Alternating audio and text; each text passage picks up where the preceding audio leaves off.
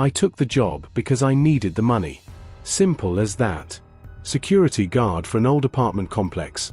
Nothing fancy, just overnight shifts watching empty hallways on dusty monitors. The place had been half abandoned for years, only a few tenants left. The kind of people who didn't ask questions and didn't answer them either. The manager, Mr. Holloway, was an odd man. He handed me a single sheet of paper before I even had a chance to settle in. "Follow these rules exactly," he said, his voice flat. "And don't ever break them." I scanned the list. There were only 10 rules, but they made no sense. Never look directly into a mirror between 2 a.m. and 3 a.m. If you see something move that isn't you, ignore it. If you hear someone whisper your name from the hallway, do not respond. They do not know you. The elevator may arrive on its own between 1:45 a.m. and 2:15 a.m. Do not enter it. No matter who is inside. If apartment 409's lights are on, avoid looking at the door. The tenant is not human. The cameras will flicker between 3:30 a.m. and 4 a.m. You may see things in the static. Ignore them. There is no tenant in apartment 612. If you hear knocking, do not acknowledge it. At exactly 4:44 a.m., you may hear crying from the stairwell. Do not check. You cannot help them.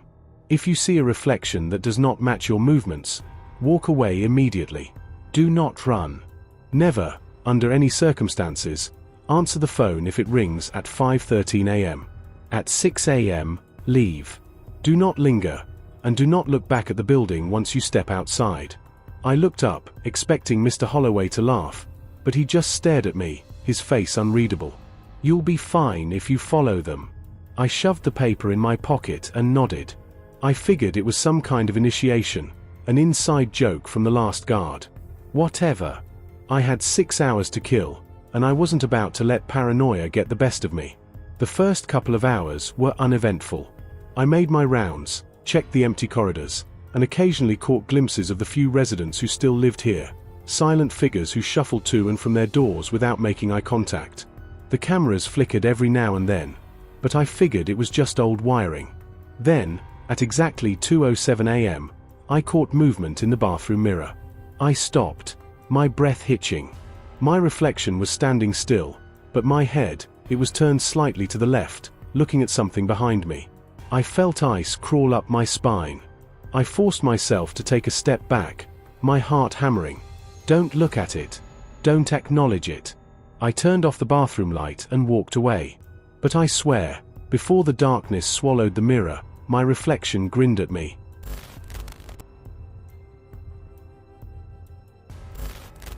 I spent the next hour pretending I hadn't seen anything. It was just exhaustion. A trick of the mind.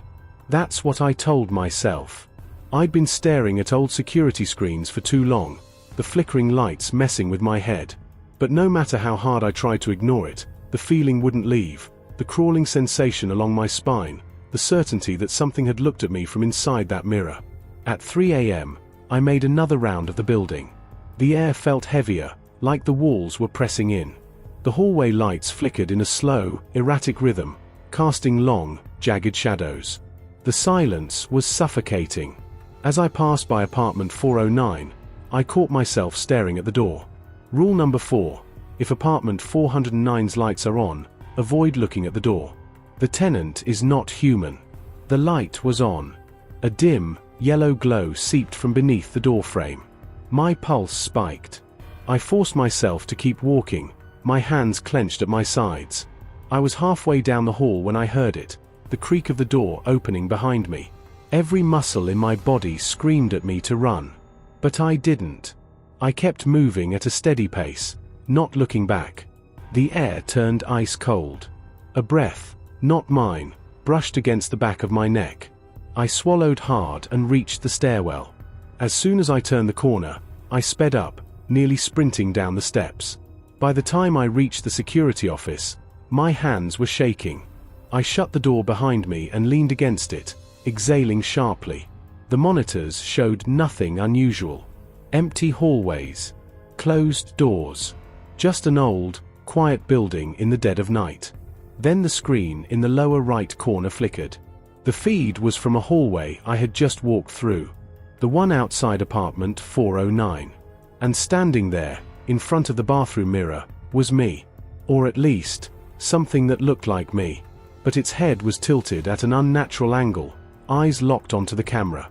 And slowly, so painfully slowly, it raised a hand and pressed a single finger to its lips. Shushed at my stomach twisted. My reflection on the monitor was still. Too still.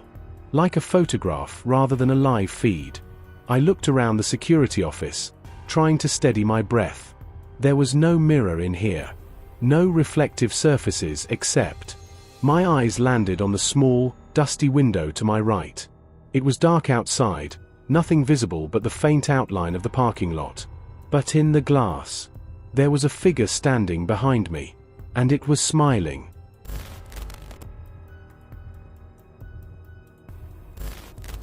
I couldn't move. My breath hitched, my pulse thudding in my ears. The figure in the window wasn't just a shadow. It had features, my features. But its smile was wrong.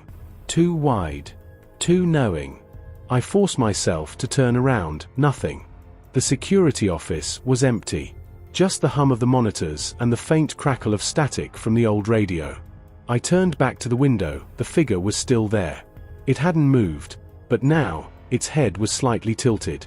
Like it was waiting. A cold sweat broke out on my skin. My mind screamed at me to look away, to leave the office, but I couldn't. I had to know slowly. I raised my hand, the figure did the same. I wiggled my fingers. It copied me, but half a second too late. Not a reflection, not me. My stomach twisted as the figure's grin stretched wider. Its lips cracked like old leather, revealing too many teeth. "You see me now," it whispered. The voice wasn't coming from the window. It was coming from inside the room. I spun around, my heart hammering. The room was empty, but the air felt heavier, charged, like the moment before a lightning strike. I grabbed the radio from the desk, my fingers trembling. "Martin," I croaked into it. "You there?" Silence. Then, a faint burst of static. "Hello?" The voice wasn't Martin's. It was mine. I dropped the radio, my breath coming in short gasps. I had to get out of this office. Now that I reached for the door, and froze. The mirror on the back wall was no longer reflecting the room correctly. Instead of showing my back, it showed me facing it. And the reflection wasn't standing still. It took a slow step forward. I stumbled back, my shoulder hitting the desk. The thing in the mirror tilted its head, studying me. Then, with deliberate, unnatural slowness, it lifted its hand, and touched the glass from the inside. A thin, hairline crack splintered across the surface. I bolted. I yanked the door open and nearly tripped over my own feet as I ran into the hallway. The air felt wrong, thick and buzzing, like something just beyond my vision was watching. I didn't stop running until I reached the stairwell. My hands were shaking so badly I could barely grip the railing. A deep, distant creak echoed through the building. The sound of glass breaking. I knew, without a doubt, that whatever was inside that mirror was no longer trapped.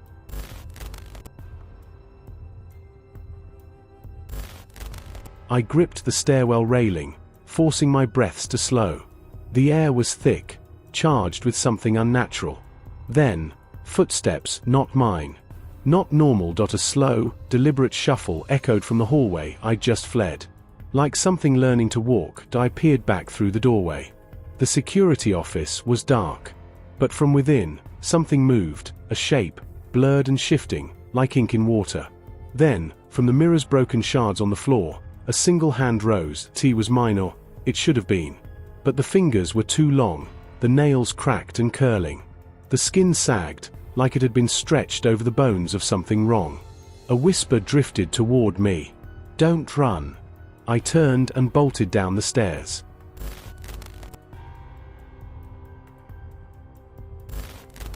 My footsteps echoed in the empty stairwell.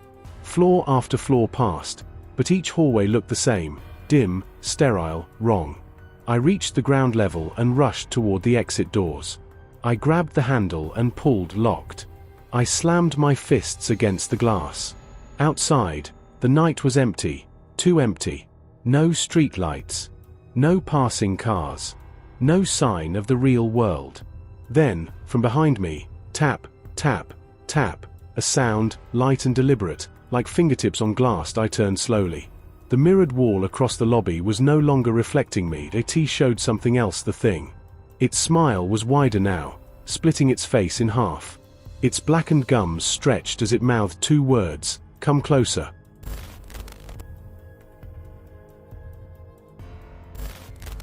I backed away, heart slamming against my ribs.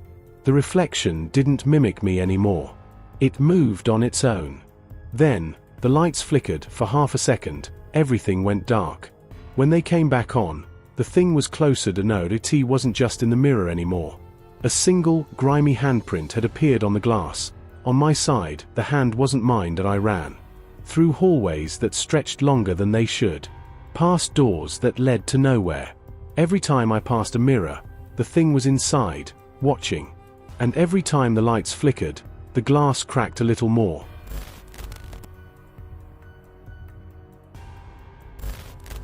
I turned a corner and skidded to a stop. A door stood at the end of the hall. It hadn't been there before. It was black, unlike the others. No handle. No sign. Just a faint, rhythmic knocking from the other side. Boom. Boom. Boom, like something inside was trying to get out. Behind me, a mirror shattered. I didn't wait to see what crawled from the shards. I ran toward the black door. As I reached it, the knocking stopped. The door opened by itself. Inside, there was nothing.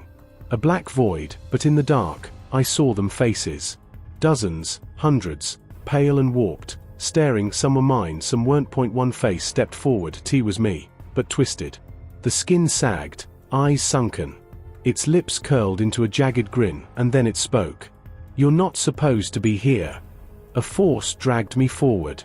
I clawed at the walls, but there was nothing to hold on to.